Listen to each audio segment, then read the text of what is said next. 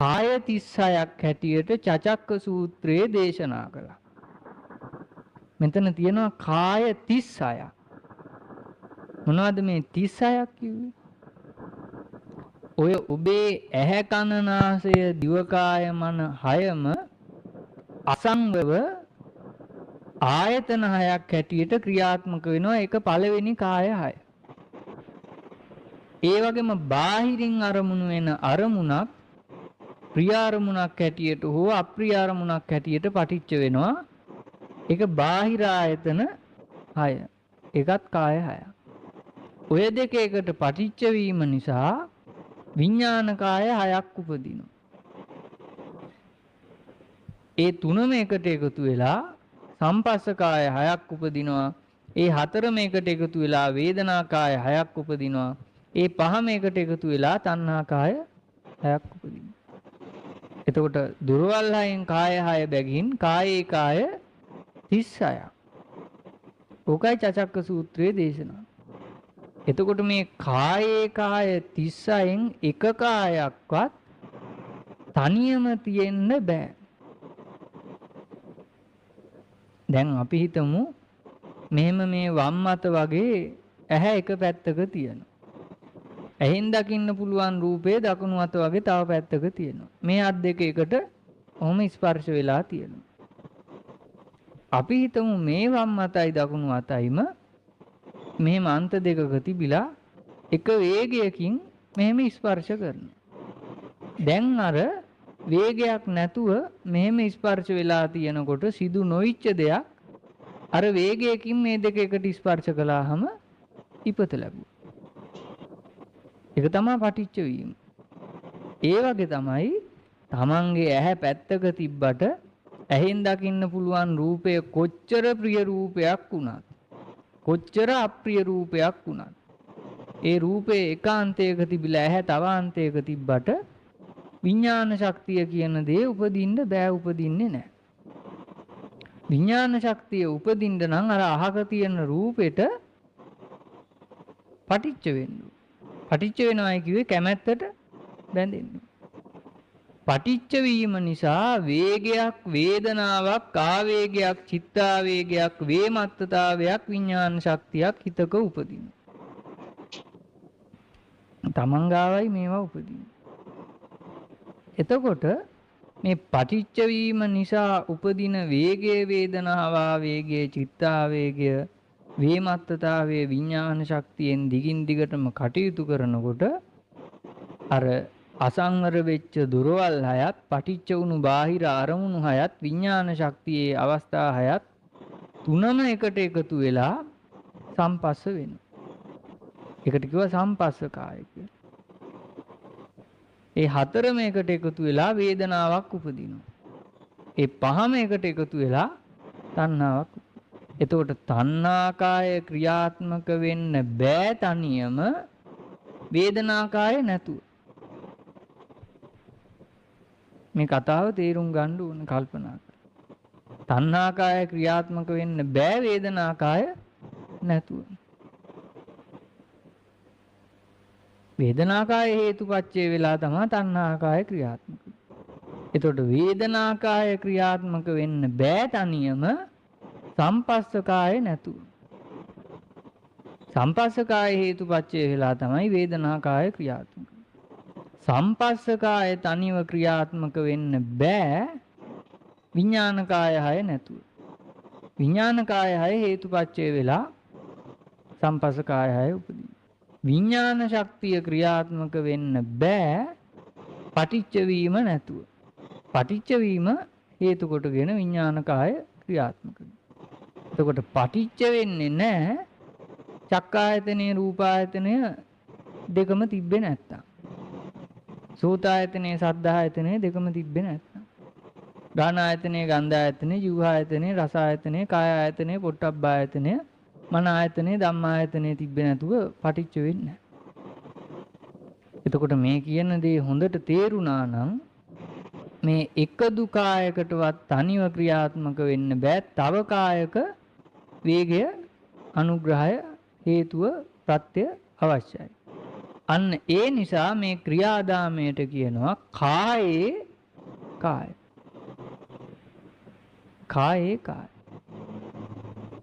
එතකොට මේ කායේ කාය ක්‍රියාත්මක වෙන අවස්ථාව බුද්ධ දේශනාවේ කිව්වා අනුපරිදාවಂತಿ අනුපරිවත්තಂತಿ. අනුපරිදාවණය වෙනවා. අර තණ්හා කාය ක්‍රියාත්මක වෙන්න වේදනා කායත් සංපස්ස කායත් විඥාන කායත් පටිච්ච වීමත් සියලු දේ අනුපරිදාවණය වෙනවා.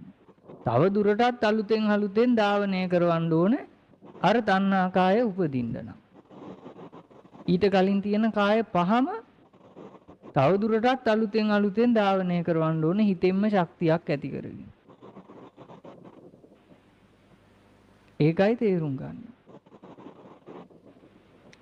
එතකොට කායේ කාය මේ විදිහට ක්‍රියාත්මක වෙලා අර කායේ කාය නිසා උපදින වේදනාව සුඛ වේදනාවක් නම් ඒක පිනවා ආස්වාදනය කරනකොට තණ්හානුසය රාගානුසය අලුතෙන් උපදිනවා. දුක්ඛ වේදනාවක් නම් ඒක විඳවා ආස්වාදනය කරනකොට පටිඝානුසය උපදිනවා. අදුක්ඛම සුඛ වේදනාවක් නම් මන ආස්වාදනය කරනකොට අවිජ්ජානුසය උපදිනවා. එතකොට අනුසය උපත ලැබීම ප්‍රතිඵලයක්. මොහක ප්‍රතිඵලයක්ද? කායේ කාය දිගින් දිගටම ක්‍රියාත්මක කරවීමේ ප්‍රතිඵලයක්. එතකොට අනුසය උපදවන එක නවත්තන්න නම් මොකද කරන්න ඕනේ?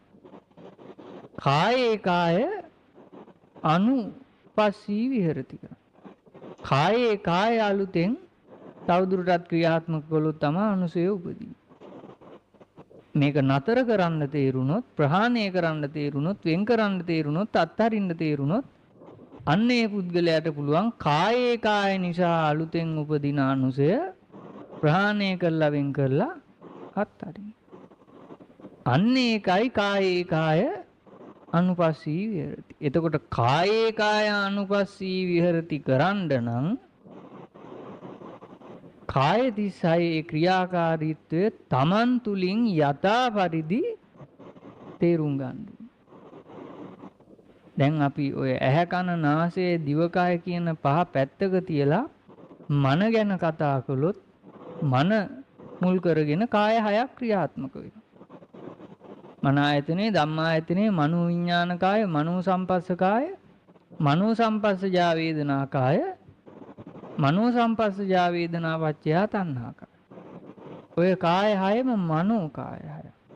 මනෝ කාය හය. මන දොර මුල් කරගෙන ක්‍රියාත්මක වෙන කාය හයක්. එතකොට මන මුල් කරගෙන ක්‍රියාත්මක වෙන කාය හයම අර කයෙහි කය අනුව බලලා අල්ලන්න බෑ. මොකද මන මුල් කරගෙන ක්‍රියාත්මක වෙන කාය හයම මේ කය කතාවක් නෑ එතන. කයෙහි කය අනුව බල ඉන්න බෑ මේ වෙලාවේ. එතකොට මන මුල් කරගෙන ක්‍රියාත්මක වෙන කාය හය තේරුම් ගන්න නම් කයෙහි කය අනුව බලලා බෑ. කායේ කාය නිසා උපදින අනුසය ප්‍රහාණය කරලා වෙන් කරලා අත්හරින්න.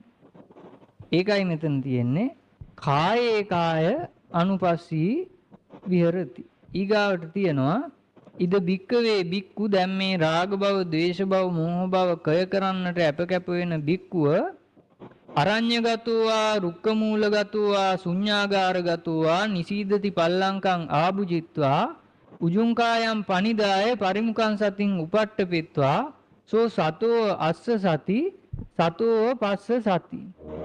දැන් මෙහෙම පියවර පහක් තියෙනවා. මොනවද මේ පියවර පහ? අරඤ්‍යගතෝවා, රුක්කමූලගතෝවා, ශුඤ්ඤාගාරගතෝවා, නිසීදති පල්ලංකං ආභුජිත්වා, උජුංකායම් පනිදාය පරිමුඛං සතින් උපට්ඨපෙත්වා. මාගදී භාෂාවෙන් වා කියන්නේ කමාව. අර ධම්මචක්කප්පවත්තන සූත්‍රයේ තියෙනවා දේවේනවා මාරේනවා බ්‍රහ්මුණාවා කේනචිවා ලෝකස්මින් කියලා. එතනක් තියෙන්නේ වා කියන්නේ කමාව. මේක දැන් අර දෙමළ භාෂාවෙන් හින්දි භාෂාවෙන් ඔය මලයාලම් වගේ භාෂාවලින් නම් වා කියන්නේ එන්න කියන එක. ඒක නෙමෙයි මේක. දැන් ඔය දේවේනවා මාරේනවා බ්‍රහ්මුණාවා කේනචිවා කිව්වහම එක්තරා පුද්ගලයෙක් අපේ මේ භාවනා වැඩසටහනකදීම ප්‍රශ්නයක් ඇහුවම අයික් එක අරගෙන එතකොට මේ වා කියන්නේ අර Hindu ආගමේ වගේ ඔය මන්ත්‍ර කියනකොට වගේ වා කියලා එන්න කියනවා වගේද කියලා අර දේවේනවා මාරේනවා බ්‍රහ්මුණාවා කේනචිවා. ඒක වැරදි. වා කියන්නේ ඉන්දියාවේ හැටියට නම් එන්න තමයි.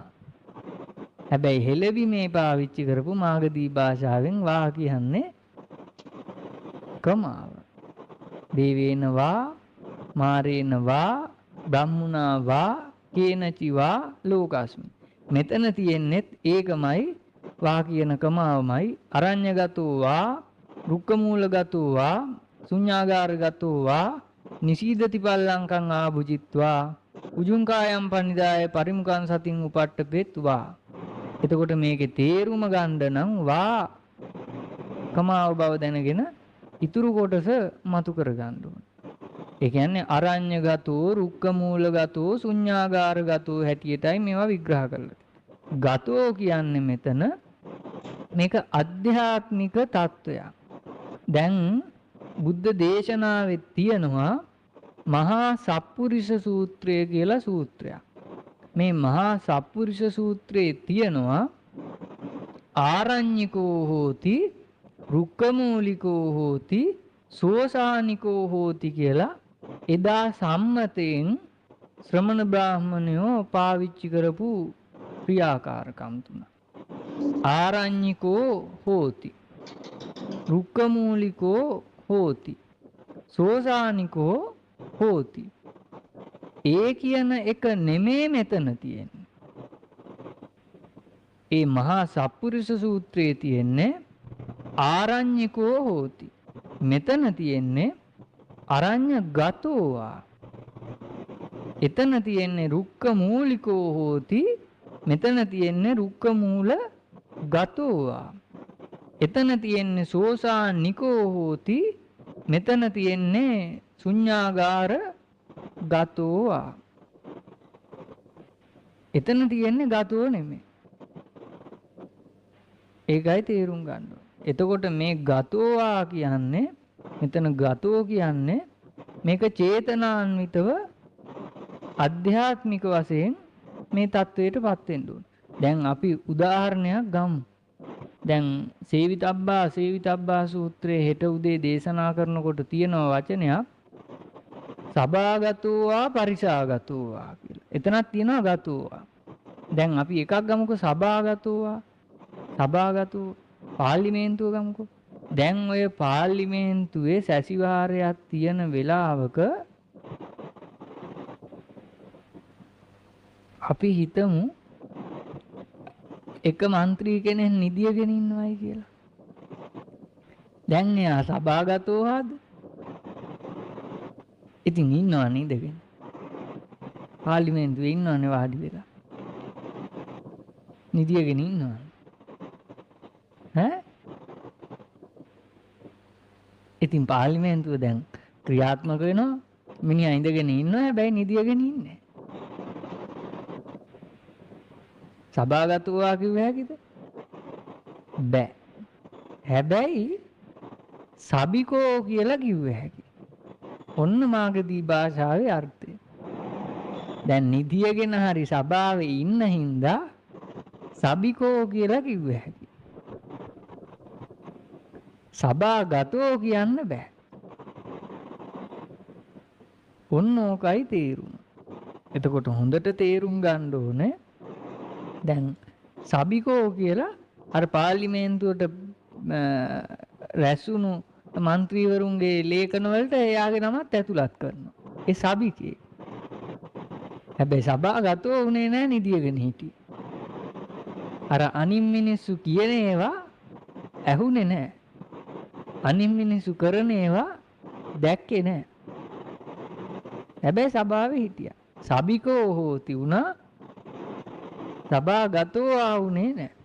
එහෙනම් ගතෝ ආවෙන්න නම් අධ්‍යාත්මික වශයෙන් අර පාර්ලිමේන්තුවේ ඉන්න മന്ത്രിවරයාට ඒ පාර්ලිමේන්තුවේ කරන කියන දේවල් අරමුණු වෙන්න ඕන.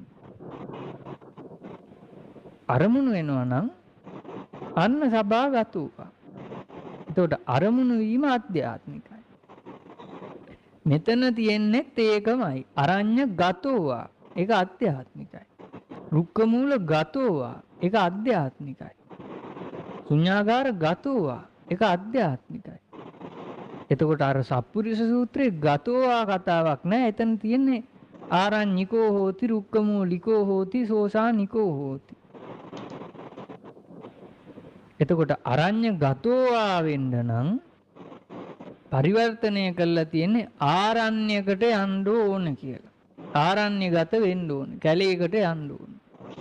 එහෙම කියලා ඒකට ගැලපෙන ආකාරයට ඔය සම්මතයෙන් නාම මාත්‍රිකව ආරණ්‍ය සේනාසන හැටියට නම් කරන ඔය මීතිරිගල වගේ ආරණ්‍ය තව තියෙනවනේ පිදුරංගල මීතිරිගල එඬේරගල මෙහෙම ලොකු ලොකු නම් දරන ආරණ්‍ය. එතකොට මෙන්න මේ වගේ ආරණ්‍යයකට යනවා කියන එකයි මේ අරඤ්‍යගතෝවා කියන එක පරිවර්තකයෝ හිතාගත්තේ පරිවර්තනය කළේ. හැබැයි බුදුහාමුදුරුවෝ වනපත්ත පරියාය සූත්‍රයේ දේශනා කළා මේ කැලේකට ගියත් ආරණ්‍යයකට ගියත් මේ හිත රණබිමෙන් මුදවා නිදහස් කරගත්තේ නැත්නම් ඒ පුද්ගලයාට ඒකෙන් පළක් නැහැ. එතකොට මෙතන අරඤ්‍යගතෝවා කියලා බුදුහාමුදුරුවෝ විග්‍රහ කරපු දේ ත්‍රිපිටකයේ තියෙනවා කාටත් මේක විවෘත කරලා බලන්න පුළුවන්. මහා ශුන්්‍යත සූත්‍රය කියලා සූත්‍රයක්. මේ මහා ශුන්්‍යත සූත්‍රයේ බුදුහාමුදුරුවෝ දේශනා කළා ගාම සංඥං අමනසිකරිත්වා මනුස්ස සංඥං අමනසිකරිත්වා අරඤ්‍ය සංඥං පටිච්ච මනසිකරෝති. ඔන්න ඔහොමයි අරඤ්‍යගතෝවා විග්‍රහ කළේ. කොහොමද විග්‍රහ කළේ? ගාම සංඥං අමනසිකරිත්වා මෙනෙහි කිරීම අත්හරින. මනුස්ස සංඥං අමනසිකරිත්වා මෙනෙහි කිරීම අත්හරින. අරඤ්‍ය සංඥම් පටිච්ච මනසිකරු. එතකොට මේ සංඥා නිසා තමන්ගේ ඇතුළාන්තය තුල උපදින රණබිමෙන් හිත මුදවා නිදහස් කර ගැනීමයි අරඤ්‍ය සංඥම් පටිච්ච මනසිකරෝති කිව්වේ වෙන මොකක්වත් නෙමෙයි. එතකොට ඔබ හොඳට තේරුම් ගන්න ඕනේ මේ අරඤ්‍ය කරගන්න ඕන වෙන්නේ ඇතුළාන්තය. ඇතුළාන්තයයි රණබිමකටපත් වෙන්නේ. මොනවා නිසාද? ඔය බාහිරින් ගන්න රණබිමක් ඇති වෙන්න උපකාර වෙන සංඥා ප්‍රතිලාභ නිසා. එතකොට අරඤ්‍ය සංඥම් පටිච්ච මනසිකරෝති කිව්වේ මේ රණබිමක් උපදවන සංඥා මෙනෙහි කිරීම අත්තර දාලා හිත රණබිමෙන් මුදවා නිදහස් කරගන්න. මේක වෙනම බුදුහාමුදුරුවෝ විග්‍රහ කරපු සූත්‍රයක් තියෙනවා. ත්‍රිපිටකයේ තියෙනවා අරණ විභංග සූත්‍රය. මේ අරණ විභංග සූත්‍රයේ මේ රණබිමෙන් හිත මුදවා නිදහස් කර ගැනීම එකිනෙක කරුණු කාරණා ඇතුව විග්‍රහ කරලා තියෙනවා. ඒ වගේමයි බුද්ධ ඥාන විග්‍රහයේ තියෙනවා අරණ විහරණේ ඥානය. එතකොට අරණ විහරණේ ඥානයක් ලැබපු පුද්ගලයාට රාජ සභාවෙත් අරඤ්‍යගතෝවා වෙලා ඉන්න පුළුවන් කියලයි බුදුහාමුදුරුවෝ දේශනා කළේ. එතකොට අරඤ්‍යගතෝ වෙන්න කොහෙවත් ආරණ්‍යයකට යන්න ඕන නැහැ. හැබැයි හිත රණබිමෙන් මුදවා නිදහස් කරගන්න ඕන. ඊගාවට තියෙනවා රුක්ක මූල ගතෝවා. රුක්ක මූල ගතෝවා පරිවර්තනය කරලා තියෙන්නේ ගහක් මුලකට යන්න. ඒක වැරදි. බුද්ධ දේශනාවේ මාගදී භාෂාවේ මේ රුක්ක කිව්වේ ගහක් කියන එක අදහසින් නෙමෙයි. මෙතන රුක්ක කිව්වේ මේ ඇතුළාන්තය ආගන්තුක බාහිර උපකෙලෙස් වලින් ආරක්ෂා කරගැනීම. ඒකයි රුක්ක කිව්වේ. රුක්ක මූලගතවා කිව්වේ මේ තමන්ගේ ඇතුළාන්තය බාහිර ආගන්තුක උපකෙලෙස් වලින් ආරක්ෂා කරගන්න ඕනේ, ගාඩ් එකක් දාගන්න ඕනේ, රැකවරණයක් ඇති කරගන්න. ඒකයි රුක්ක මූලගතවා. ඊගාවට ශුඤ්ඤාගාරගතවා. ශුඤ්ඤාගාර කියන එක පරිවර්තනය කළේ හිස් තැනක්, මිනිසු නැති තැනක්, කනත්තක් කියලායි පරිවර්තනය කළේ. එතකොට හිස් තැනකට ගියාම, කනත්තකට ගියාම, මිනිසු නැති තැනකට ගියාම අර ලැබෙන්න තියෙන කර්මස්ථාන වලින් භාගයට භාගයක්ම අපත යනවා. නැතුව. බුදුහාමුදුරුවෝ පෙන්වුවේ එහෙම නෙමෙයි. ගාම සංඥං අමනසිකරිත්වා මනුස්ස සංඥං අමනසිකරිත්වා. මිනිසු නැති තැනකට යන්න නෙමෙයි කිව්වේ. මිනිසු පිළිබඳව ඇති කරගෙන තියෙන සංඥා කිලුට වෙන ඒවා අත්හරින්නයි. එතකොට මෙතන ශුඤ්ඤාගාරගතවා කිව්වේ මේ තමන්ගේ ඇතුළාන්තයේ ආගාරය රාගයෙන් ශුඤ්ඤ, ද්වේෂයෙන් ශුඤ්ඤ, මෝහයෙන් ශුඤ්ඤ තත්වයකට පත් කර ගැනීම. එහෙම නැතුව කනත්තකට හෝ හිස් ගෙදරකට හෝ මිනිසු නැති තැනකට යෑම නෙමෙයි. ශුඤ්ඤාගාරගතවා. රාගයෙන් ශුඤ්ඤ, ද්වේෂයෙන් ශුඤ්ඤ, මෝහයෙන් ශුඤ්ඤ තත්වයකට එක මොහොතකට චිත්ත ඒකාග්‍රතාවයක් ඇති කරගන්න පුළුවන් වෙන්න ඕන. ඊගාවට තියෙනවා නිසීදති පල්ලංකං ආභුජිත්වා. නිසීදති කියන්නේ උද්දච්චය මහාන් තත්වය. තමන් තුල උපදින මානය. පල්ලංකං කියන්නේ පහළම අංකයට ගේන්න ඕනේ. මොකද්ද? උද්දච්චය මානය මහාන් තත්වය, කුක්කුච්චය අස්මිමානය. නිසීදති පල්ලංකං ආභුජිත්වා. පහළම අංකයට ගේන්න ඕනේ.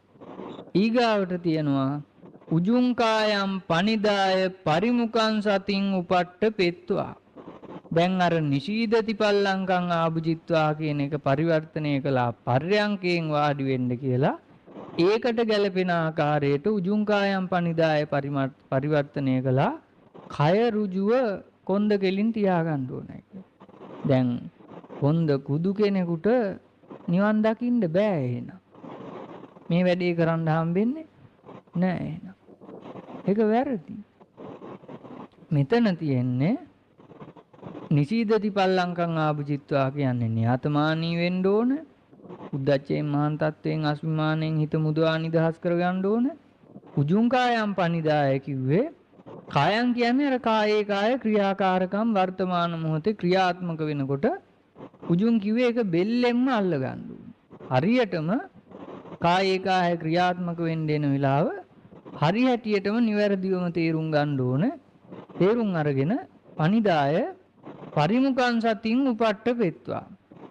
මුඛං කියන්නේ ඔය ඇහැ කන නාසය දිවකාය මන කියන මුඛය. දුරවල් හය. මේ මුඛයෙන් ඇතුළට ගන්නේ ඔය මුඛයට ප්‍රතිමුඛ වෙන දේවල්. එතකොට මුඛයට ප්‍රතිමුඛ වෙන දේවල් වලට කියනවා වර්තමාන මොහොතේ පරිමුඛං. රූපාරම්මන, සද්ධාරම්මන, ගන්ධාරම්මන, රසාරම්මන, පොට්ටබ්බාරම්මන, ධම්මාරම්මන. ඒ පරිමුඛ වෙන ආරම්මන හේතුඵල දහමට බහා ගලපා බලා ණය විනයට සසඳා බලා සතින් උපට්ඨ පෙත්වා. සෝ මෙහෙම දැන් මේ පූර්ව කෘත්‍යයන් පහ පූර්ණේ කරගත්ත පුද්ගලයා සතෝ අස්ස සති සතෝ පස්ස සති. එතකොට අස්ස සති පස්ස සති කරන්න බෑ අර පූර්ව කෘත්‍යයන් පහම පූර්ණේ කර නොගත්ත පුද්ගලයෙකුට. එතකොට මුලින්ම කරගන්න ඕනේ මොනවද?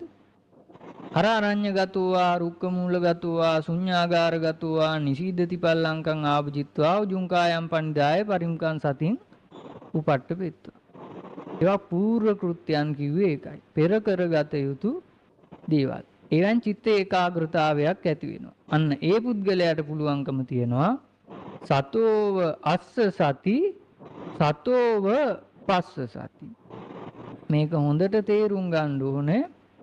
සතෝව කියන වචනේ නැතුව මේ වැඩේ කරන්න බෑ. මොකද්ද සතෝව කියන්නේ? අර හේතුඵල ධහමට ණය විනයට බහා ගලපා බලලා ආශ්‍රයට ගත යුතු දේ ආශ්‍රයට ගන්න ඕනේ සතෝව අස්ස සති. හේතුඵල ධාමයට බහා ගලපා ණය විනයට සසඳා බලා ප්‍රහාණය කළ යුතු දේ ප්‍රහාණය කරන්න ඕනේ සතෝව පස්ස සති. ඒකයි අස්ස පස්ස. එතකොට හොඳට තේරුම් ගන්න ඕනේ මෙතන තියෙන්නේ ක්‍රියාකාරකම් දෙකක්. මොකද්ද ක්‍රියාකාරකම් දෙක? අස්ස සති පස්ස සති. අස්ස පස්ස. අස්ස කිව්වේ ආශ්‍රයට ගැනීම. අර හේතුඵල ධාමයට ගැළපෙන හිත නිවෙන මිදෙන නිදහස් වෙන දේවල් ආශ්‍රයට ගැනීම සේවනය කිරීම අස්ස සති. හිත කිලුටු වෙන චලනය වෙන කම්පණය වෙන කාම විතක්ක ਵਿਚාර ව්‍යාපාද විතක්ක ਵਿਚාර විහිංසා විතක්ක ਵਿਚාර පවත්වන දේවල් ප්‍රහාණය කිරීම සතෝව පස්ස සති. එතකොට හොඳටම තේරුම් ගන්න ඕනේ අන්‍යෝන්‍ය වශයෙන් කළ යුතු ක්‍රියාකාරකම් දෙකක් තියෙනවා. අන්‍යෝන්‍ය වශයෙන් කළ යුතු දේවල් දෙකක්. මොනවද? තමන්ගේ ඇතුළාන්තය තුල උපත ලබන කාම විතක්ක ਵਿਚාර ව්‍යාපාද විතක්ක විචාර විහිංසා විතක්ක විචාර වඩා වර්ධනය වෙන දේවල් සතෝව පස්ස සති. ඒ වෙනුවට නෙක්ඛම්ම සවිතක්ක සවිචාර අව්‍යාපාද සවිතක්ක සවිචාර අවිහිංසා සවිතක්ක සවිචාර වඩා වර්ධනය වෙන දේවල් සතෝව අස්ස සති. තව ටිකක් සිංහලෙන් කිව්වොත් හිත නිවෙන මිදෙන නිදහස් වෙන දේවල් සතෝ අස්ස සති. මෙත්තා කරුණා මුදිතා උපේක්ඛා ලෝභ දෝස සමෝහ වගේ දේවල් හිත කිලුටු වෙන චලනය වෙන කම්පණය වෙන අනුසය උපදින දේවල් සතෝව පස්ස සති. රාගය ද්වේෂය මෝහය අරතිය විහේසාව පටිගය මේ වගේ දේවල් ව්‍යාපාදේ වගේ දේවල් ඒවා පස්ස සති. එතකොට මේ අස්ස සති පස්ස සති කියන වචන දෙක පරිවර්තකයෝ පරිවර්තනය කළා සිහියෙන් ආශ්වාස කිරීම සිහියෙන් ප්‍රශ්වාස කිරීම. ඒක වැරදි. සිහියෙන් ආශ්වාස කිරීම සිහියෙන් ප්‍රශ්වාස කිරීම ආනාපාන ප්‍රාණයාම භාවනාව. ඒක තමයි අර බෝසත්තුමා වප්මගුල දවසේ දඹ ගහ යට ඉඳගෙන කළේ. පළසක් බැඳගෙන. ඒ ආනාපාන ප්‍රාණයාම භාවනාව. ඒක ආනාපාන සති සමාධිය නම් බුදුහාමුදුරුව බුදු වෙන්නේ අර දඹ ගහ යට. කිඹුල්වත් නුවර. ඒක ආනාපාන සති සමාධිය නම්. හැබැයි ඒක සති සමාධිය නෙමෙයි ඒක ආනාපාන ප්‍රාණයාම භාවනාව. මෙතන තියෙන්නේ අස්ස සති පස්ස සති කියලා ආශ්‍රයට ගත යුතු දේ කුසලයේ වඩා වර්ධනය වෙන දේ ආශ්‍රයට ගන්නකොට ප්‍රහාණය කළ යුතු දේ අකුසලයේ වඩා වර්ධනය වෙන දේ ප්‍රහාණය කරනකොට සති සමාධි පූර්ණය වෙනවා.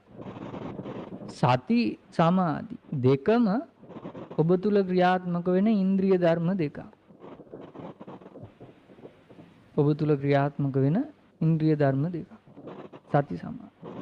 එතකොට ඔය සති ඉන්ද්‍රිය සමාධි ඉන්ද්‍රිය ක්‍රියාත්මක වෙන්නේ නැහැ. අර හුලං ඇද්දට පිට කළා. ආස්වාස ප්‍රාස්වාස කළා. සති සමාධිය පූර්ණේ වෙන්න නම් අස්ස සති කළ යුතු දේ ආශ්‍රයට ගන්න ඕනේ. පස්ස සති කළ යුතු දේ ප්‍රහාණය කරන්න. ඒක කළොත් මේ කියන ආනාපාන සති සමාධි කියන தত্ত্বය පූර්ණේ වෙනවා. ඊට පස්සේ දැන් මෙතන කියනවා දීගං වා අස්සසන්තෝ දීගං අස්සසාමීති පජානාති දීගං වා පස්සසන්තෝ දීගං පස්සසාමීති පජානාති රස්සං වා අස්සසන්තෝ රස්සං අස්සසාමීති පජානාති රස්සං වා පස්සසන්තෝ රස්සං පස්සසාමීති පජානාති. මෙහෙම දීගං වා සහ රස්සං වා හැටියට දෙකට බෙදනවා. මොනවද මේ දෙකට බෙදන්නේ? අර මුඛහයට ප්‍රතිමුඛ වෙන දේවල්.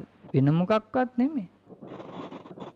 එතකොට හොඳට තේරුම් ගන්න ඕනේ මුළු ආනාපාන සති සමාධිය පුරාවටම නිමිත්ත කරගන්නේ අර මුඛහයට ප්‍රතිමුඛ වෙන දේවල්. එහෙම නැතු හුලං රැල්ල නෙමෙයි. එතකොට මුඛහයට ප්‍රතිමුඛ